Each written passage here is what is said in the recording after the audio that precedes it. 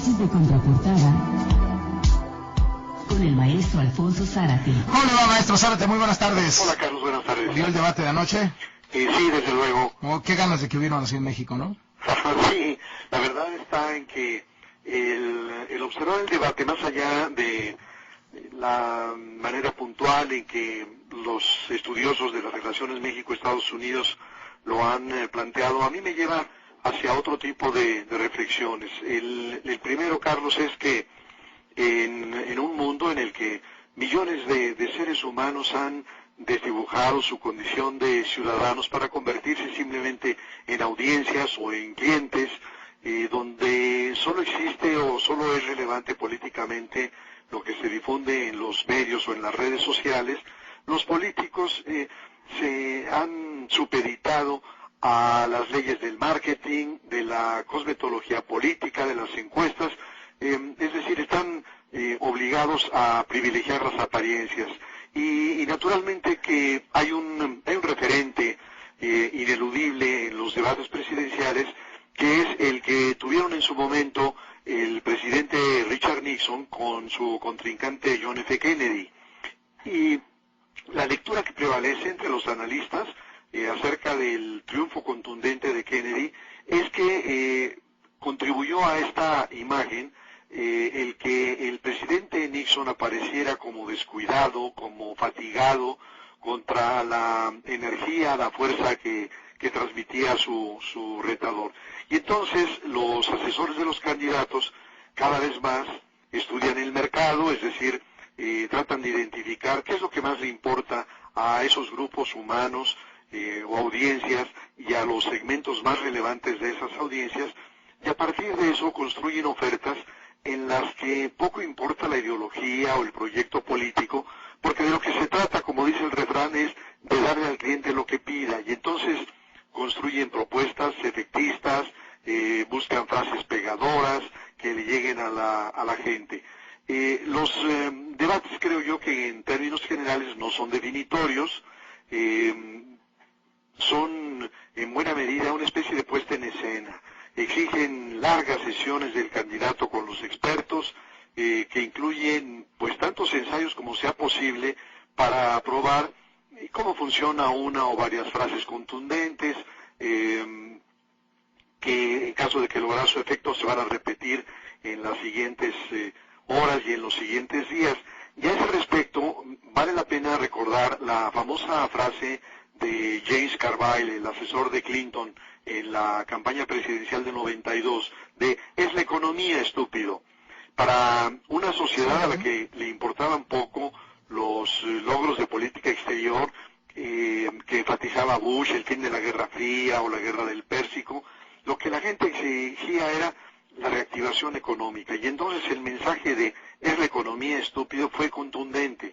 Así que los equipos de los candidatos pues deben de imaginar y refutar las acusaciones de su adversario, hurgar como lo han hecho en los sótanos los expedientes negros para en su momento sacarle sus trapitos al sol, deben estudiar la psicología de su adversario, sus fortalezas, sus debilidades, la manera de sacarlo de quicio, de mostrarlo como mentiroso, como ignorante o como inestable emocionalmente.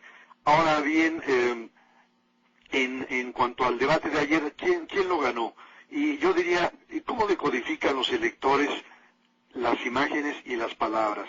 El mismo debate, Carlos, es juzgado de distinta manera por los electores según sus filias y sus fobias, y desde luego desde la situación que viven personal, familiar, de su entorno. Entonces, para los norteamericanos que han perdido su empleo, porque la planta en la que trabajaban se mudó a México o a otro destino, pues el mensaje rudo, bravucón de Trump les llega. Y esto explica en parte cómo pues un personaje casi de caricatura esté hoy en la antesala de la presidencia, porque su discurso elemental conecta con millones de norteamericanos que, como lo hemos visto, portan un fuerte sentido antimexicano y nos culpan de su mala situación. Para un sector minoritario de ciudadanos educados, informados, aunque le faltó emoción y tiene dificultades para conectar con el electorado, Hillary salió triunfadora, se mostró segura, conocedora, presidenciable, y desde luego es una pesadilla imaginar que un personaje ignorante, inestable, tramposo, pueda encabezar el formidable aparato político-militar de la nación más poderosa del mundo. Así que yo creo que ahora lo que sigue es el post-debate y desde luego los siguientes debates. En principio, digamos, concluyendo el debate, me parece que la familia de Trump, con sus caras largas, con su falta de entusiasmo, parecían reconocer que también para ellos no lo había hecho muy bien. Y bueno, un poco pasando a los debates en México, creo que en México llegaron tarde. En 1994 se dio el primer debate televisado. Por cierto, un año terrible, ¿no? Porque fue el año del levantamiento zapatista, del asesinato de Luis Donaldo Colosio, del asesinato de José Francisco Ruiz Massieu. Y en aquel momento los que se enfrentaron fueron el candidato del PRI, Ernesto Zedillo, el del PAN, Diego Fernández de Ceballos, el del PRD, Cuauhtémoc Cárdenas. Y allí pienso que la experiencia parlamentaria y las habilidades histriónicas de Diego se impusieron rotundamente. Todos recordamos el sarcasmo con el que definió a Zedillo como el chico de los dieces, y sin embargo, después de ese triunfo contundente, desapareció. Se agazapó, así es.